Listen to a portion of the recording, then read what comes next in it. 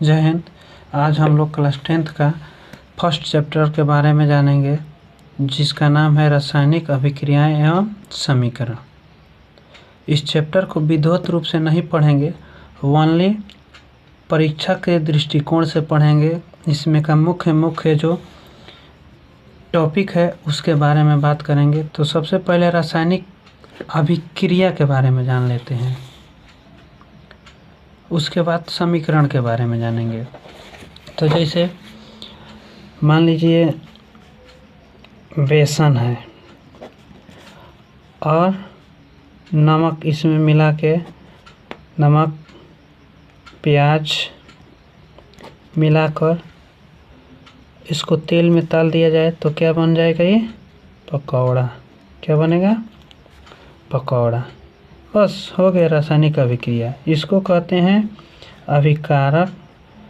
जो रासायनिक अभिक्रिया में भाग ले रहा है उसको कहते हैं अभिकारक, और जो रासायनिक अभिक्रिया में भाग जो ले रहा है इसके फलस्वरूप जो नया पदार्थ बना उसको कहते हैं उत्पाद। इसके बाद है रासायनिक समीकरण। रासायनिक समीकरण के बारे में जानेंगे कि रासायनिक समीकरण कहते किसको है और लिखते कैसे है।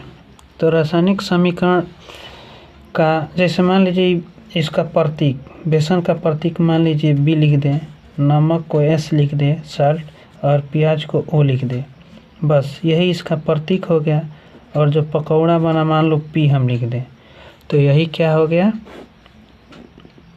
इसका प्रतीक लिख दिए तो रासायनिक समीकरण हो गया। जैसे मान लीजिए हिंदी में अगर लिखा जाए मैग्नीशियम, मैग्नीशियम का यदि ऑक्सीजन से अभिक्रिया कराई जाए तो ये बनता है मैग्नीशियम ऑक्साइड। बनता है मैग्नीशियम ऑक्साइड, मैग्नीशियम ऑक्साइड। तो इतना लंबा लिखना पड़ रहा है। यदि इसी का हम लोग सांकेतिक रूप लिखें, जैसे मैग्नीशियम को Mg, ऑक्सीजन को O2, तो इसके बाद फलस्वरूप जो बनेगा नया पदार्थ मैग्नीशियम ऑक्साइड, इसको लिखेंगे MgO। तो यह हो गया हम लोग का, क्या हो गया? सांकेतिक रूप। इसी को कहते हैं रासायनिक समीकरण। रासायनिक समीकरण। इतना समझ में आया?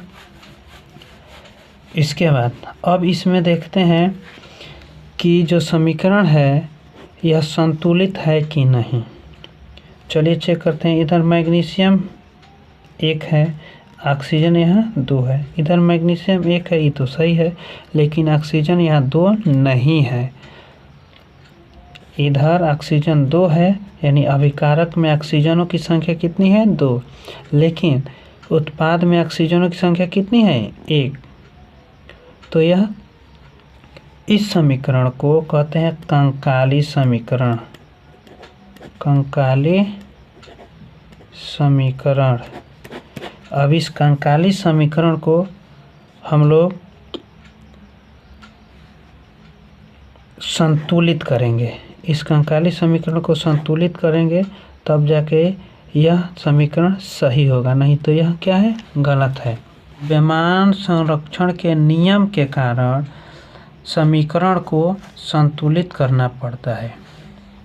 समीकरण को संतुलित करने के बारे में जानकारी प्राप्त करें। जैसे मान लीजिए ले ली हम जिंक और इसको सल्फ्यूरिक अम्ल से अभिक्रिया करें, तो ये अभिक्रिया के फलस्वरूप क्या बनेगा? Zinc sulphate. क्या बनेगा? जिंक सल्फेट और हाइड्रोजन। जिंक सल्फेट तथा हाइड्रोजन। चलिए अब इसको देखते हैं कि यह संतुलित है या नहीं। तो इसको देखने से पहले सबसे पहले आप लिख लीजिए इधर तत्व, इधर लिख लीजिए LHS, इधर लिख लीजिए RHS, यानी लेफ्ट हैंड साइड और राइट हैंड साइड। तो लेफ्ट हैंड साइड में यह है और राइट हैंड साइड में यह है। अब इसका खाना बना लीजिए। तत्व यानी जिंक। जिंक लेफ्ट साइड में कितना है? 1, और राइट साइड में कितना है? तो 1। ठीक। इसके बाद है आपका हाइड्रोजन। हाइड्रोजन लेफ्ट साइड में कितना है 2 और राइट साइड में 2। इसके बाद है सल्फर, लेफ्ट साइड में कितना है 1 और राइट साइड में कितना है 1। फिर बच गया आपका ऑक्सीजन। ऑक्सीजन लेफ्ट साइड में है 4 तथा राइट साइड में भी कितना है 4, अर्थात जिंक लेफ्ट साइड में 1 राइट साइड में 1। फिर हाइड्रोजन लेफ्ट साइड में 2 राइट साइड में 2। सल्फर लेफ्ट साइड में 1 और राइट साइड में भी 1। ऑक्सीजन लेफ्ट साइड में 4 और राइट साइड में भी 4, अर्थात यह समीकरण क्या है संतुलित है। यह समीकरण क्या है संतुलित है। चलिए एक दूसरा उदाहरण लेते हैं, जैसे है Fe+H2O। अभिक्रिया कराएं तो बनता है Fe3O4+H2। अब इसको क्या करेंगे, इसको सबसे पहले कोष्टक में लिखेंगे Fe+H2O, फिर ई पोर्शन को क्या करेंगे कोष्टक में लिखेंगे +H2। कोष्टक में ही क्यों लिखेंगे, क्योंकि जिस तत्व में जितना संख्या कम है उतना से इसमें अंदर गुणा नहीं करा सकते, बाहर ही गुणा कराएंगे, कोष्टक के बाहर ही गुणा कराएंगे। अंदर जैसे कराएंगे, अंदर यदि यहाँ कराएं तो गलत हो जाएगा। इसमें इधर 4 है, इधर यहाँ 4 लगाएं तो गलत हो जाएगा। इसीलिए जो भी करना होगा गुणा या भाग जो भी करना होगा बाहर ही किया जाता है, गुणा में इसके इंटू में किया जाता है, गुणा करें या भाग करें। अब फिर पहले की तरह फिर खाना बना लेंगे तत्व का LHS का और RHS का। इसके बाद इधर है Fe है, कितना है 1 है, लेफ्ट साइड में है 3। फिर हाइड्रोजन इधर है 2, इधर है 2। फिर ऑक्सीजन है इधर 1 और इधर है 4। अब क्या करेंगे, RHS में 3 है, 3 को तो कम करेंगे नहीं, LHS को क्या करेंगे कोई ऐसा विधि अपनाएंगे कि ये 3 हो जाए, यह तो इसमें 3 से गुणा कर देंगे तो यह क्या हो जाएगा 3 हो जाएगा। तो इस यहाँ पे 3 से क्या करेंगे गुणा करेंगे तो यह हो गया 3। अब इसके बाद हाइड्रोजन 2 है, इधर भी हाइड्रोजन 2 है, यह इसमें कोई अंतर नहीं, इसमें ये दोनों बराबर है। उसके बाद ऑक्सीजन LHS में 1 है, RHS में 4 है। इसको 4 करने के लिए क्या करेंगे 4 से मल्टीप्लाई करेंगे। जैसे ही इसमें 4 से मल्टीप्लाई किए गुणा किए तो ये तो 4 तो हो ही गया, लेकिन हाइड्रोजन में भी 4 से गुणा हो जाएगा तो 8 हो जाएगा। क्यों, क्योंकि दोनों साथ ही में है, हाइड्रोजन और ऑक्सीजन दोनों क्या है साथ में ही है। इसीलिए जैसे ही ऑक्सीजन में 4 से गुणा कराए तब तक हाइड्रोजन में भी गुणा हो जाएगा, तो 4 दूना का 8। या अब यह LHS में 8 हो गया, लेकिन RHS में इधर कितना है 2 ही है, तो अब RHS में 4 से गुणा करा देंगे तो यह कितना हो जाएगा 8। तो इधर RHS में हाइड्रोजन सिंगल है, अकेला है, अर्थात 4 से गुणा करा देंगे तो यह भी कितना हो गया 8। अब आपका जो समीकरण है यह संतुलित हो गया, अर्थात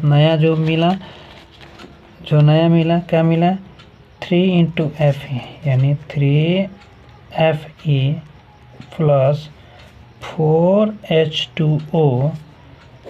उसके बाद LHS से हो गया, RHS में मिला Fe3O4 + 4H2O। यह आपका जो समीकरण है संतुलित हो गया, कोई दिक्कत नहीं। चलिए अब आगे बढ़ते हैं। चलिए अब एक दूसरा समीकरण को संतुलित करते हैं। समीकरण है HNO3 + CaOH के होल ट्वाइस। उसके बाद इधर है LHS में LHS हो गया। अब RHS में CaNO3 का होल ट्वाइस प्लस H2O।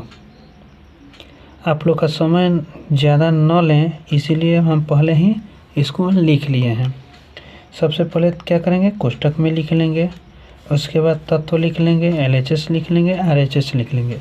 अब तत्व यहाँ सावधानी पूर्वक लिखना है, क्योंकि बीच में प्लस है। दो जगह कई गो ऐसा तत्व है जो दो बार आया है। ऑक्सीजन जैसे हो गया, हाइड्रोजन हो गया, इसमें ऑक्सीजन हो गया, ये क्या है, दो बार आया है। इसीलिए इसको सावधानी पूर्वक संतुलित करेंगे। सबसे पहले हाइड्रोजन कितना है, इसमें 1 है, 1 लिख देंगे। चलिए कुछ दूरी पर लिखते हैं, 1 लिख दिए। फिर बीच में प्लस है तो प्लस लिख के यहाँ पे है 2, कितना है 2, चूँकि यह 2 से इसमें गुणा हो जाएगा। फिर RHS में कितना है, 2 है। उसके बाद नाइट्रोजन इधर कितना है, 1, इधर है ये नहीं है। फिर इधर है 2, यह 2 से गुणा हो जाएगा तो इधर हो जाएगा 2। इसके बाद है कैल्शियम इधर है 1, कैल्शियम है 1, इधर कितना है, इधर भी है 1। उसके बाद है ऑक्सीजन, इधर है 3, ऑक्सीजन कितना है 3, और प्लस इधर है 2, इसमें ऑक्सीजन है 3 और नहीं, 3 दूना 6, 3 और 2 से गुणा होगा तो 3 दूना 6 और प्लस यहाँ 1। चलिए यह देखने में कठिन लग रहा है, लेकिन कठिन है नहीं। इसको बस ऐसे लिख लेंगे प्लस में, तो कठिन नहीं होगा, एकदम आसानी से यह बन जाएगा। अब देखिए इधर RHS में हाइड्रोजन है 2, LHS में है 3, 2 और 1 3, तो इसको घटा तो सकते नहीं। अब इसको क्या करेंगे, विषम संख्या को सम लाने का कोशिश करेंगे। 3 है, अगर इधर 2 से गुणा कराएं तो 2 दूना 4 1 5, फिर भी सम हो जाएगा। तो उससे अच्छा है इधर 1 में गुणा करा दें हम लोग, किससे, 2 से। यानी LHS में जिधर 1 हाइड्रोजन है उधर गुणा करा देंगे 2 से, तो यह सम संख्या हो गया। 2 एकम 2 और 2 जोड़ देंगे तो कितना हो जाएगा, 4। अर्थात इधर 2 से क्या करेंगे, गुणा कर देंगे। ज्यों ही 2 से गुणा कराएंगे, नाइट्रोजन में भी क्या होगा, 2 से गुणा हो जाएगा। फिर उसके बाद ऑक्सीजन में भी क्या हो जाएगा, 2 से गुणा हो जाएगा। तो किधर वाला ऑक्सीजन में, इधर तो 2 ऑक्सीजन है, इधर 3 है, तो 3 वाला में 2 से क्या हो जाएगा, गुणा हो जाएगा। अर्थात यह हो गया कितना, 2, इधर भी 2 है, यह तो बराबर हो गया। इधर 2 का 3 में गुणा करेंगे तो 2 3 6, 6 2 8, इधर हो रहा है 8 हो रहा है, लेकिन इधर 6 और 1, इधर हो रहा है 7, इधर हो गया आपका 8, इधर हो गया 7, तो इसको भी 8 कराएंगे। 8 करेंगे, 8 करने के लिए इसको 1 में 2 से गुणा करेंगे तो 2 एकम 2 अच्छे 8, यानी यह भी बराबर हो गया। तो 2 से किस में गुणा किए, तो ऑक्सीजन का जो RHS है वो पहला नहीं, दूसरे वाला में, जिधर 6 है उधर नहीं, तो 3 दूना 6 इधर है, इधर नहीं हुआ, किधर हुआ, तो ऑक्सीजन जिधर 1 है उधर गुणा हुआ। तो इधर जैसे ही गुणा हुआ 2 से, तो हाइड्रोजन में भी 2 से गुणा हो गया। तो हाइड्रोजन इधर है, इसमें भी 2 से गुणा, यानी 2 दूना 4, यानी यह जितना है उतना LHS, जितना RHS में हाइड्रोजन है उतना LHS में भी हो गया। जितना LHS में नाइट्रोजन है उतना RHS में भी नाइट्रोजन हो गया। जितना ऑक्सीजन LHS में है उतना ही ऑक्सीजन RHS में हो गया, और जितना कैल्शियम है LHS में उतना ही RHS में। अर्थात यह भी क्या हो गया, आपका समीकरण संतुलित हो गया है। अर्थात नया वाला समीकरण क्या हो गया आपका, तो 2HNO3 + CaOH का होल ट्वाइस उसके बाद इधर उत्पाद में है CaNO3 का होल ट्वाइस प्लस 2H2O। यह आपका नया समीकरण हो गया, संतुलित समीकरण। इसके बाद अब चलते हैं नेक्स्ट टॉपिक की तरफ।